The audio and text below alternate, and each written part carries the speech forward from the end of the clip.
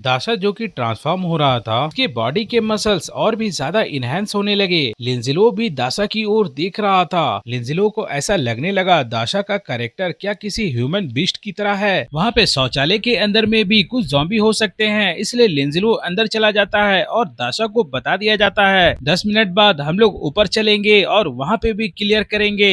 तभी scene shift होता है ऊपर में। लिंजिलो और दाशा ऊपर चले आए थे। ऊपर में भी काफी सारे ज़ॉम्बीज थे। लिंजिलो उन सभी ज़ॉम्बीज को देखते हुए कह रहा था, दाशा अब तुम्हारे स्किल को एक्टिवेट करने का वक्त आ गया है। दाशा ने अपनी स्किल को एक्टिवेट कर लिया। काफी गुस्से के साथ उसकी आंखें चमक रही थी। अचानक उसके सारे एट्रीब्यूट्स 50% बढ़ गए। उसकी आंखें लाल हो गई। वो बर्सर्क मूड में चला गया। लिंजिलो दाशा को और भी ज्यादा गुस्सा दिलाने के लिए कह रहा था, दाशा तुम्हारा सारा रोस्टेड चिकन इन सभी ज़ॉम्बियों ने खा लिया है, जिसके वजह से कल तुम्हें रोस्टेड चिकन नहीं मिलेगा। अब दाशा और भी ज्यादा गुस्से से पागल हुआ जा रहा था। इसने हमारा खाना खा लिया, इन सभी की इतनी हिम्मत, मैं इन सभी को मार दूंगा। दाशा जो कि गुस्से में बेकाबू था, उन सभी ज़ॉम्बियों का चैप्टर क्लोज करने के लिए आगे बढ़ गया। लिंजिलो जानता था इन सभी ज़ॉम्बियों का चैप्टर क्लोज हो जाएगा, इन सभी का सफाया हो जाएगा, इसलिए मैं यहाँ पे थोड़ी देर रुक कर ड्रैगन वेल टी का एंजॉय कर लेता हूँ। लिंजिलो वहाँ की ज़ॉम्बियों की तबाही देखकर शौक में था। क्या ये लॉस्ट फ्यूरी नाम की स्किल ये इतना ज्यादा खतरनाक है? दाशा तो काफी बेरहमी के साथ उन सभी ज़ॉम्बियों का चैप्टर क्लोज कर रहा है। इस स्किल की वजह से दाशा के सभी एट्रीब्यूट्स लगभग डबल हो चुके हैं। अब वो काफी ज्यादा पावरफुल हो चुका है। उसकी लड़ने की शक्ति वो सचमुच ग्रेट स्ट्रेंथ के साथ पैदा हुआ है। सारे ज़ॉम्बियों को मार देने के बाद अब वो नॉर्मल होने लगता है। उसकी बॉडी साइज पहले जैसी हो गई। पैनल की तरफ से बताया जा रहा था दाशा की भूख अब और भी 30% बढ़ चुकी है। वो जो भी खाएगा उसकी एनर्जी काफी तेजी से फुल होगी। उसी एनर्जी के साथ वो खुद को रिकवर भी कर पाएगा।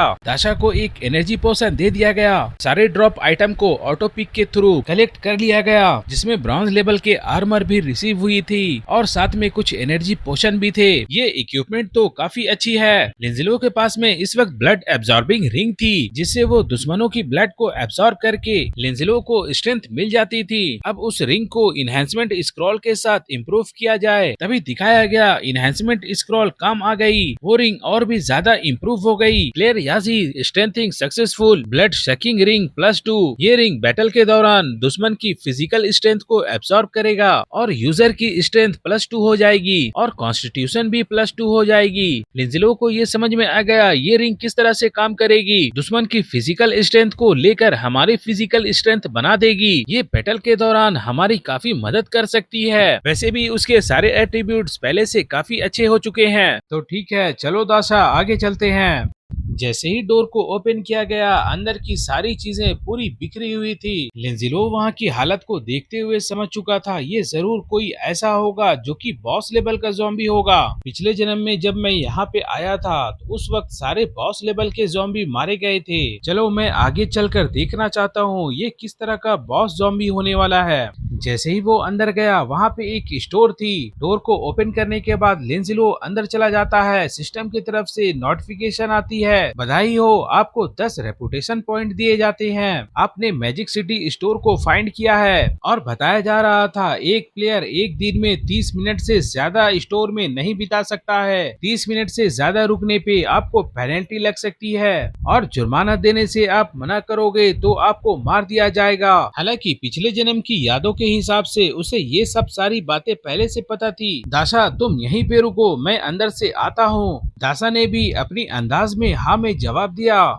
लिंजिलो अंदर चला गया। वहाँ पे उसके सामने बहुत सारे पैनल आ रहे थे। यहाँ की सारी चीजें उसी तरह है जैसे कि मैंने पिछले जीवन में देखा था। इस बार मुझे किसी चीज की कोई डर नहीं है। यहाँ पे कोई मुझे डिस्टर्ब करने के लिए तो नहीं आने वाला। कुछ चीजें जो कि यहाँ पे नजर आ रही थी, सुपर फ्लैश बॉम्ब, वो सामने की ओर पैनल में देखकर कुछ शौक में था। ये क्रॉस मार्क क्या है? क्या मैं अमीर हूँ? सिस्टम की तरफ से बताया जा रहा था ऐसा लगता है प्लेयर याजी यहाँ के इक्विपमेंट से सेटिस्फाई नहीं है, इसलिए सीक्रेट स्टोर को ओपन किया जाता है। ये जिस सिटी का स्टोर है, इस सिटी में आपने बहुत ही अच्छा योगदान दिया है, इसीलिए ये स्टोर आपके लिए स्पेशल सीक्रेट स्टोर ओपन कर रही है। लिंजिलो को ऐसा लगने लगा क्या मैं इस सिटी के लिए काफी अच्छा भलाई का काम किया है, तो फिर ठीक है, मैं देखता हूँ मैजिक सिटी स्टोर में हमारे लिए क्या क्या मिलता है। तभी लिंजलो सामने की ओर देखकर काफी शौक में था। क्या इसे सिटी का भक्त कहा जा रहा है? वैसे तो हर किसी को अपने सिटी से प्यार होता है, लेकिन ये स्टोर भी मुझे सिटी का एक अच्छा नागरिक समझता है। लिंजलो सिस्टम से कह रहा था, क्या तुम कोई मिस्टेक तो नहीं कर रहे हो? तभी उसके बदले में स्टोर की तरफ से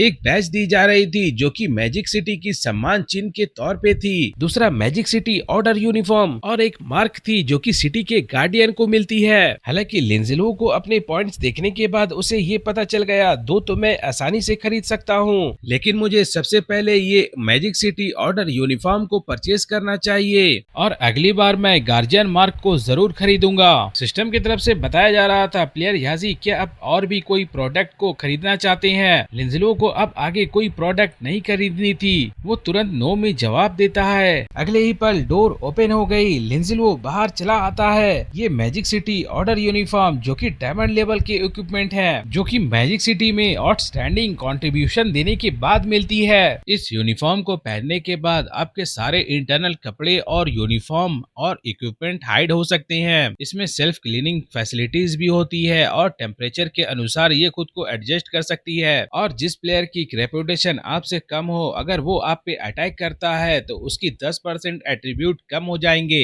लिंजलो सोच रहा था, मैं भी तो देखूं ये बैटलफील्ड में किस तरह से काम करती है। तो बिना देरी करते हुए इस ऑर्डर यूनिफॉर्म को पहन लिया जाए। और मेरे पास में ये आर्मर है, इसे भी पहन लिया जाए। ये तो काफी अच्छा है, इससे हमारा डिफेंस और भी मजबूत हो जाएगा। वो आर्मर पहनने के बाद मैजिक सिटी ऑर्डर यूनिफॉर्म के अंदर चली जाती है, जिससे किसी को ये पता नहीं चलेगा कि कोई डिफेंसिव आर्मर पहना गया है। ये यूनिफॉर्म काफी अच्छी है। इस यूनिफॉर्म को पहनने के बाद हमारी फ्लेक्सिबिलिटी और डिफेंस काफी इम्प्रूव हो गई है। ये मुझे काफी अच्छा लगा। और दाशा, चलो जल्दी से आगे बढ़ते हैं। स्टोर से बाहर आने के बाद लिंजलो सोच रहा था, अब मुझे कौन सा ऑर्डर इन लोगों को देना चाहिए। अब ये ऑर्डर यूनिफॉर्म पहनने के बाद मैं इन्हें आदेश दे सकता हूँ, ये लोग उन्हें मानेंगे। वो हंसते हुए दासा से कहता है, चलो दासा उठो और पूरी दुनिया को तबाह कर दो, ये हमारा ऑर्डर है। अब दिखाया गया दासा तो ये ऑर्डर सुनने के बाद थर थर कांपने लगा। उसकी पूरी हालत खराब हो गई। उसे तो समझ में नहीं आ रहा था हमारा बॉस कैसा आदेश दे रहा है। तभी सिस्टम की तरफ से बताया जा रहा था, ऑर्डर डिटेक्ट, ये ऑर्डर पास नहीं की जा सकती है। तो फिर हमारा दूसरा ऑर्डर है, जल्दी से लेजेंडरी रैंक के बॉस को मार दो। फिर से सिस्टम की तरफ से बताया जाता है, ये ऑर्डर पास नहीं की जा सकती है। लिंजलो फिर से ऑर्डर देता है, मो सिटी लाइब्रेरी को एक पंच में डिस्ट्रॉय कर दो। लिंजलो कहता है, तो फिर कपड़े बदलते हुए लड़कियों को देखो। ऑर्डर डिटेक्टेड, ये ऑर्डर पास की जाती है। लिंजलो तो ये देखकर शॉक हो गया, नहीं नहीं, ये तो मैं बस वैसे ही कह रहा था, इसे गंभीरता से मत लो। सिस्टम के यस और नो के ऑप्शन को नो कर दिया जाता है। आगे उसने एक ऑर्डर पास कर दी, मो सिटी लाइब्रेरी बॉस को किल कर दिया जाए। ये रिक्वेस्ट एक्सेप्ट कर ली गई है। क्या आप इसे सच में एक्टिवेट करना चाहते हो? फ्यूचर में अगर आप अपने आसपास कोई बॉस ज़ॉम्बी का पता लगाना चाहते हो तो इस सिस्टम का इस्तेमाल कर सकते हो। Task reward 200 gold coins, 50 experience points इस मिशन के लिए दिया जा रहा है। लिंजलो ने भी उसे एक्टिवेट कर दिया। चलो दासा, उस छिपे हुए बॉस को खोजकर मार डालेंगे। दाशा ने भी दहाड़ते हुए हाँ में जवाब दिया। दिखाया गया वो बॉस ज़ॉम्बी दो लोगों का शिकार कर रहा था। वे दो लोग काफी अच्छे से डरे सहमे छुपे हुए थे। वह ज़ॉम्बी हम लोगों को तो यहाँ नहीं खोज पाएगा ना? हाँ, हम लोग तो यहाँ पे काफी अच्छे से छुपे हुए हैं, लेकिन उन्हें अब भी काफी डर लग रहा था। उन्हें ऐसा लगने लगा अब हम लोग नहीं बचेंगे। अचानक उस लड़की ने लाल रोशनी देखने के बाद काफी डर गई। वो चिल्लाने लगी। वो लड़का उसे तुरंत चुप कराता है और कहता है, चिल्लाओ मत, वो यहाँ चला आएगा। और सोच रहा था, इस बेवकूफ लड़की के चक्कर में मैं भी मारा जाऊंगा। वो म्यूटेटेड ज़ॉम्बी बॉस इन्हें देखकर तो काफी खुश हो रहा था, जैसे कि उसके सामने काफी डिलीशियस फूड हो। उन दोनों की हालत खराब हो चुकी थी। उन्हें काफी ज्यादा डर लग रहा था। वो तो तर तर कांप रहे थे। वो लड़का खुद को संभालते हुए किसी तरह से कह रहा था, जियाओमी चलो यहाँ से भागते हैं। कुछ कदम की दूरी थी, वो डोर नजर आ रहा था। वो बस बाहर निकलने ही वाला था, लेकिन तभी वो लड़का भागने लगता है, लेकिन जियाओमी को पकड़ लिया दिया जाता है। उसके पैर को उस ज़ॉम्बी ने अपने जीभ की मदद से बांध लिया। अचानक उस ज़ॉम्बी की चीख निकल जाती है। उसके खून के छींटे पूरे रूम में बिखर गए। उसने रूम में पड़े किसी चीज का वेपन के तौर पे इस्तेमाल करके उससे फाइट करने का हिम्मत किया। ये कितना घिनौना ज़ॉम्बी है, मैं इसे नहीं छोड़ूंगा। वे दोनों स्ट्रगल करते हुए मारे गए। रात हो चुकी थी। लिंजिलो और दाशा भी वहाँ पे पहुँच चुका था। वे लोग सामने का नजारा देखकर काफी चौंक गए थे। ये बॉस ज़ॉम्बी तो 2 इंसानों को मार चुका है। अगर ये इसी तरह से कुछ दिन और जीवित रह जाता है तो बहुत सारे इंसानों को मार सकता है। वैसे भी ये बॉस ज़ॉम्बी इस तरह के कमजोर इंसानों को शिकार बनाते हैं। ये लोग इतने कमजोर होकर इतने दिनों तक सरवाइव कर गए, वो भी इनके लिए अच्छी थी। ये इनके लिए अच्छा हुआ, अब इन्हें और स्ट्रगल नहीं करना पड़ेगा। वैसे अगर ये 2 लोग आवाज नहीं करते तो मुझे नहीं पता चलता ये बॉस ज़ॉम्बी यहाँ पे छुपा हुआ है। वो बॉस ज़ॉम्बी भी लिंजिलो को देखने के बाद सोचने लगा कि इस पे अटैक किया जाए या नहीं। इस ज़ॉम्बी के बारे में बताया जा रहा था ये एक बॉस ज़ॉम्बी है जो कि लेवल 10 पे है। ये भी इंसानों की तरह इवॉल्व करते हैं। जैसे कि इंसान जॉब चेंज के बाद वो अपने आप को असासियन के तौर पे भी इवॉल्व कर सकते हैं। ये भी इसी तरह से अपने आप को इवॉल्व करता है। बॉस ज़ॉम्बी काफी तेजी के साथ खुद को इवॉल्व करते हैं। इसकी स्पीड और सभी एट्रीब्यूट्स काफी तेजी के साथ बढ़ते हैं। लिंजिलो इस हाई स्पीड ज़ॉम्बी के स्टेटस को देखने के बाद समझ गया ये हाई स्पीड असासियन टाइप का ज़ॉम्बी है। सिस्टम ने भी लिंजिलो को अलर्ट कर दिया। ये ब्रॉन्ज लेवल का क्रोलिंग ज़ॉम्बी है। तुरंत सिस्टम की तरफ से क्रोलिंग ज़ॉम्बी को मारने का टास्क भी मिल गया।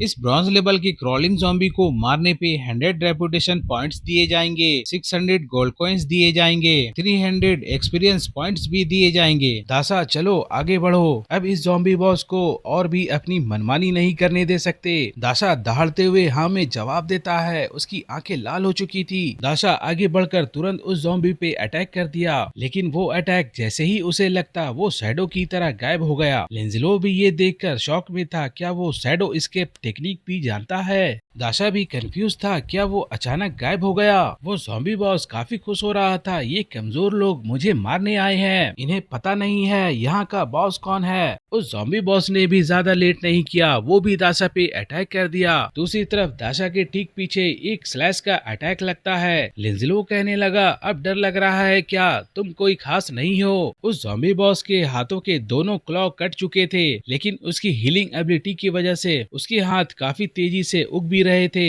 लिंजिलो ने भी और देरी नहीं किया, उसने फिर से एक और तलवार का स्लैश उस पे लगा दिया, लेकिन वो ज़ॉम्बी बॉस किसी तरह से उसे रोकने की कोशिश करने लगा। दोबारा से उसके हाथ कट चुके थे।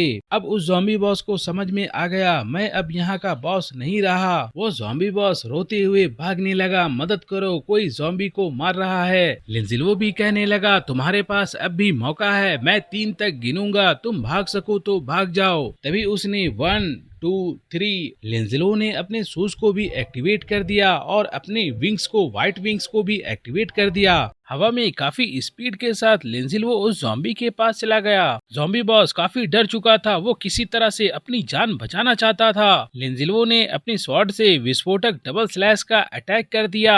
वो ज़ॉम्बी बॉस हालांकि बचना तो चाहता था, लेकिन विस्फोटक डबल स्लैश का अटैक उसके पास चला आया। अचानक काफी जोर का ब्लास्ट हो गया। लिंजिलो भी कंफर्म था वो बच नहीं पाएगा। सिस्टम ने भी कंफर्म कर दिया और उसे वो सारे गोल्ड कॉइंस और रिवॉर्ड्स मिल चुके थे और साथ में 300 एक्सपीरियंस पॉइंट्स भी मिल गए। और तभी सिस्टम की तरफ से बताया जा रहा था, आप लेवल 10 पे पहुंच चुके हो, अभी तक आपने अपनी जॉब चेंज नहीं की है, अब आप अपनी जॉब चेंज कर सकते हो। मुझे लगता है वो जॉब चेंज स्क्रॉल जल्दी खोजना होगा। अगर मैंने दुनिया में सबसे पहले जॉब चेंज कर लिया तो हो सकता है ग्लोबल अनाउंसमेंट होगी। चीट सिस्टम की तरफ से गोल्डन फिंगर ड्रॉ करने के लिए कहा जा रहा था। लिंजिलो ने भी ड्रॉ करने के लिए कह दिया। सुपर गोल्ड फिंगर ड्रॉ हो रही है। लिंजिलो सामने की ओर देखकर काफी शॉक में था। यिंग यांग ट्विंस, इसमें लिंजिलो अपने पास में 2 प्रोफेशन रख सकता है। कांग्रेचुलेशंस होस्ट, आपको सर्वेंट प्रोफेशन मिल गया है और दूसरा प्रोफेशन जो कि शैडो इन्वेंशन है। लिंजिलो काफी खुश हो गया, वह 2 प्रोफेशन एक साथ, ये तो हेवन को भी तोड़ सकता है। लगता है ये सिस्टम मुझे पूरी दुनिया का किंग बनाकर ही रहेगा।